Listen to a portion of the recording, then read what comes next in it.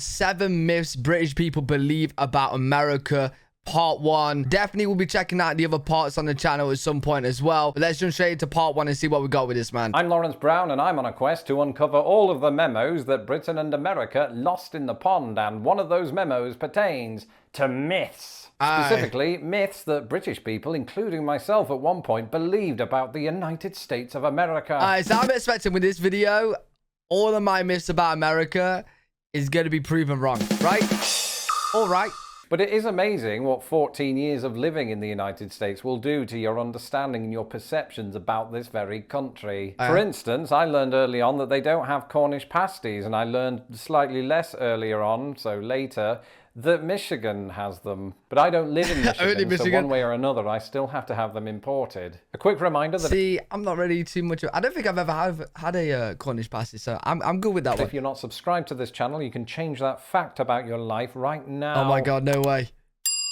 But these myths go way beyond the absence of quintessentially British food. And so now that I've lived here for about a seventh of a century, it's time to outline some of the myths that us British believe about America and Americans. Everyone... This is a funny one. Wait. Okay, so when I talk about America, right, I'm always talking about how, like, you guys are lucky because you got a lot of big houses. It's like the same price as our houses, but ours is very, like, crammed in on a street and a lot of space. So... Because I think television gives us this notion that Americans do all live in giant houses like the McAllisters do in Home Alone. But it's not entirely the case. See, I don't think all do, but I think most do. Sure, I mean, statistically, American houses are on average larger than their UK counterparts. There are a number of reasons for this, which I outlined in this video. But to say that all Americans live in really large houses is a complete fabrication of anything resembling the truth. And I was a good example of this before I became a YouTube sensation, because when I first moved to Chicago, we had to do things on a budget. Between me and my wife, we weren't making a great income, and this is a major city, so we had to sort of settle for an apartment whose dimensions were 300 square feet. And for those of you who don't know, that's about the size of a shoebox, roughly. Yeah, to be fair, apartments and flats and stuff, well, I don't know if you guys have flats, but apartments, of course, they're not going to be massive like a house. But when you look at American house, well, when I have, they're always bigger than UK houses. No, we had to leave our shoes outside the door. That's how small it was. And it is worth reiterating, I think, that the cost of living in the United States does fluctuate massively across the country. When I lived in Indiana, just one state over, we were paying about $530 a month. That's basically unheard of in Chicago. That's and insane. It's certainly unheard of in New York City, which of course was the city in which the show Friends is set. And I think it's shows like that that gave us this impression that Americans were all living in big apartments. Wait, hold on. That Americans were all living in big apartments. Right, okay, so this is myths that British people believe that about America. See, I never knew this. I seen a video on it before, but I never knew that houses in America go to thousands. Like, that was unheard of to me.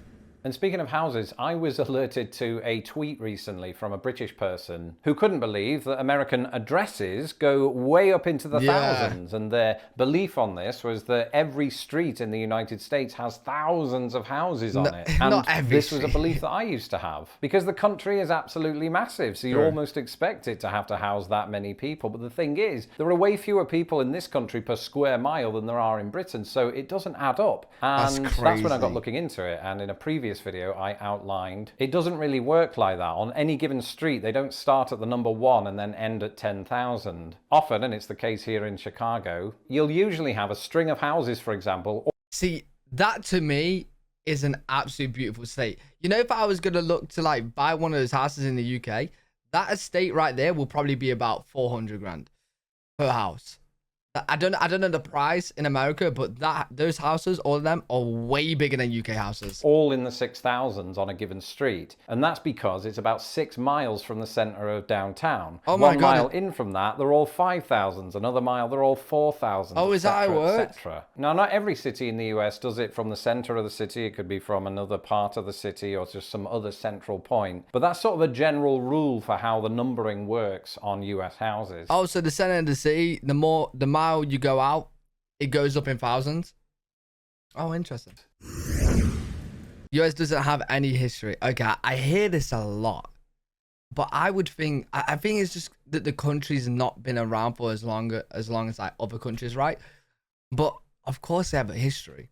Well, I don't know if I know that now because I've been reacting to a lot of videos, but I've seen a lot of history. This one comes up again and again, that the United States is such a young country that it basically doesn't have a history. And I've always thought of this perception of America to be quite a lazy one. Because even if you go back to 1776 through to the present day, yes, it is a short amount of time in comparison to the history of Britain. But think about all of the insane things that happened in that period. And even if you ignore all that, there's one thing that we tend to forget because we don't get taught it very deeply in Britain. And that is the thousands of years of native history that happened before we even turned up. I was absolutely blown away, not literally, that would be weird. See, I'm not gonna lie, even me watching the videos as well, I'm not really seeing too much about the native history. I might have to dive into that and check out some videos. When I went to Cahokia Mounds here in Illinois, many hundreds of years ago, Cahokia Mounds used to be a native city, and it had about 20,000 people, which might not sound like a lot by both American and British standards, but back in the day, that was more than London. And I once read about this volcano eruption that happened in present-day Oregon a few thousand years ago. And this eruption was witnessed and recorded by Native Americans who were in the area at the time. And long story short, they basically saw the origin. That is beautiful, man. Honestly, why could the UK not be like this and actually look this good? The UK is so bad. Of Crater Lake, which is absolutely huge. Wait, what's that? To be short, they basically saw the origins of Crater Lake, which is absolutely huge. Oh, wow. US to Canada base. Okay. I can't lie. Even me a little bit before, I have to admit, I just thought, and so many people in the UK as well, just think that Canada is pretty much America, but with no guns. That is pretty much, I can't lie. Before I started doing these videos and I started educating myself on America a little bit, I did think the same. This one is embarrassing for me because years ago I believed that Canada and the United States were basically the same country. Same. And the reason I'm so sorry. that I believe that is, number one, I was 12, so cut me some slack. Okay, I was a little bit older than that, but we just slide past that. Number two, my only sort of exposure to both countries was through the people, was through the way they spoke. And to my young ears, which couldn't yet differentiate these two accents, Macho Man Randy Savage and Bret Hart basically had the same accent, just with an entirely different timbre. And that's all I had to go on. And I think it's what a lot of British people have to go on. Because I still occasionally see those comments. Oh, what is the difference between Canada and America? Or is it essentially that one has Mounties and the other doesn't? And it's only since I moved here that I've become super aware of the substantial difference between the two countries. There will be. Completely different healthcare systems, completely different food, completely different use of English. Right, in Britain, we call it the loo. In America, they call it a restroom. In Canada, they call it a washroom. And I've seen all manner of different examples of that kind of. Wait, you call the toilet a what? Or you just mean with a bath and shower as well, right? Thing. In America, they don't celebrate Boxing Day. In Canada, they do. The Canadian dollar is different to the American dollar. In some ways, they go with British English in places that America doesn't. And now that I'm older and I've listened to some of the regionalisms throughout the United States, even the way Americans speak is different to how Canadians speak. I'm not an expert on that, so I'm not going to go into too much detail. But you know what I need? If any of you guys have seen a video and you can link it down below in the comments, I need a like a comparison between America and Canada, or like a difference video, or just like them, like, do you know what I mean? So I can see all of the difference between the two. But these differences certainly go way beyond how the two countries pronounce the word about. I touched on this before, but I couldn't really. Wait, hold on. To the average American, to the average UK person, right, British person, Americans are loud. Listen. I think like loudness also goes hand in hand with like confidence. You guys are way more confident than the average British person. Like me, just when I stream and I talk to Americans compared to talk to British people, they're louder, they're more confident, they're more outspoken. I believe this one. I've touched on this before, but I couldn't really do a video without including it in this list. This perception that Americans are loud and boisterous. And I can understand on some level where that comes from, because I think the way Americans speak, it comes from a different part of the throat. So it's a bit more projected, right? Whereas us Brits, it's more sort of, I don't know, understated a lot of the time. We keep I think ourselves to another reason ourselves. that we think Americans are loud is how they present themselves in films. There might even have been a time in my life where I thought all Americans were loud just because Jim Carrey was.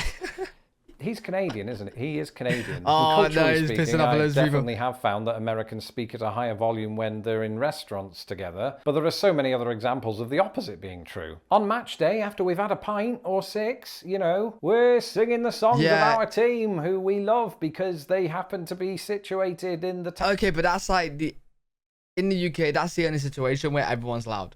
Or like events, right? Town that we were born in. And it's just what we do when we leave a nightclub, which, you know, I haven't done in 20 years. But when we did, you know, I'd be on the street yelling at traffic cones, because that might have just been me. But what I'm saying is, when we get drunk, we very much give Americans a run for their money. True. There's a loud person in all of us, right? And once we free ourselves of... I just mean in like everyday life. So like, let's just everyday life. It's not really an event. The average American is definitely louder and more confident than the average British person. Speaking online, speaking in person. Well, I never actually spoke to an American in person. But wait, that's actually crazy. I've never actually spoke to an American in person. I don't think I have anyway. Of our inhibitions, we can let out all of the decibels we want.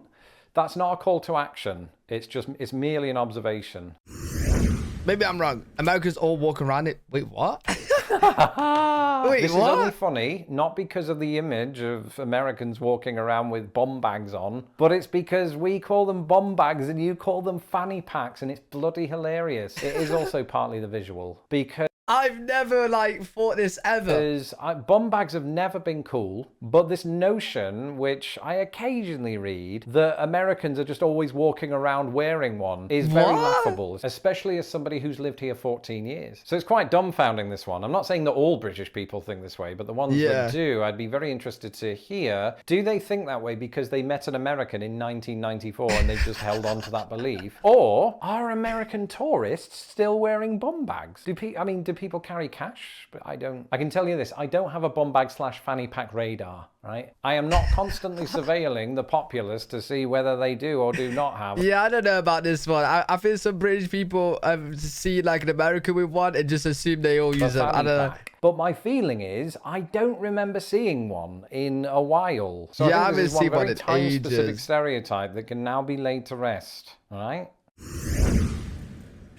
Americans don't say autumn. And yes, I thought I'd include one that was quite topical, not just because we are in the autumn, but also because I mentioned this fact on my YouTube short yesterday. Now, while for reasons that were laid out in that YouTube short, Americans prefer the term fall, I was surprised to find that the word autumn is pretty common among Americans. I don't know if this is a recent thing, like the whole country just woke up one morning and watched Lost in the Pond and thought to themselves, yes, we're changing things now, or if it's just sort of always been here as an alternative to fall. And you might be thinking, ooh, Lawrence, aren't there many surprising word alternatives that Americans use that Brits don't know about? And the answer to that is yes. I merely brought this one up so I could make that very point. This is undoubtedly a pandemic era thing, but I've seen an increasing number of Americans using the word jab to mean shot. I once worked with an American colleague who liked I've heard a lot of British people say jab as well. To use the word bonkers. So in part because of the internet, just as Britain is taking on quite a few Americanisms, I think the same is true in reverse. And it's very interesting to look further into those details. And those are just a handful of myths that some Brits believe about America and Americans. Let me know in the comments some of the myths that you've had to dispel about this country. I'm Lawrence Brown. Really good video. Yeah, I want to know that as well. Make sure you put down in the comments any myths that you've heard of that British people think of Americans or Americans think of British people. I'll check them out. Good video. Hopefully you guys enjoyed. If you did, make sure to leave a thumbs up, subscribe for more content. I'll see you all in the next video.